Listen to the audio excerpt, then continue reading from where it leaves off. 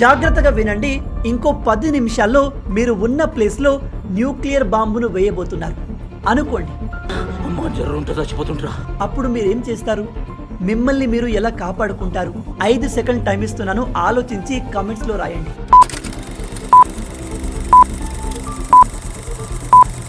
రాశారా? ఇప్పుడు ఏం చేయాలో వినండి.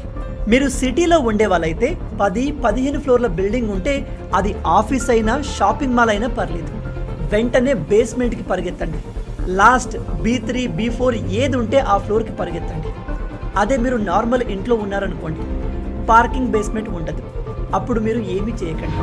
పూజ గది ఎక్కడుందో చూసి ఆ దేవునికి మొక్కుకోండి, ప్రాణం ఒకేసారి వెళ్ళిపోవాలి అని. ఏం మాట్లాడుతున్నావురా? న్యూక్లియర్ బాంబ్ మనం ఉన్న ప్లేస్లో పడిందే అనుకోండి, మనం బ్రతకూడదు, బతికితేనే ప్రాబ్లం. ఎందుకంటే నేను మిమ్మల్ని బేస్మెంట్లో వెళ్ళి దాక్కోమని చెప్పాను.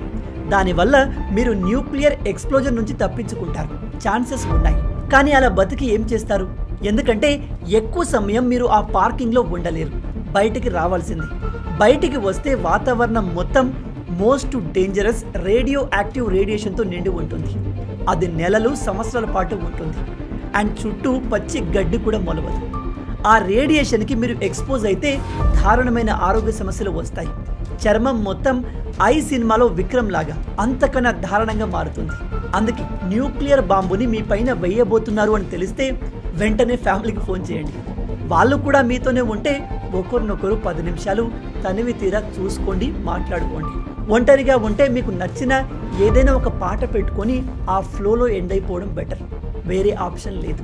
గుర్తుపెట్టుకోండి, న్యూక్లియర్ దాడి నుంచి కంప్లీట్ సేఫ్గా ఎస్కేప్ అయిన వారు ఎవ్వరూ లేరు.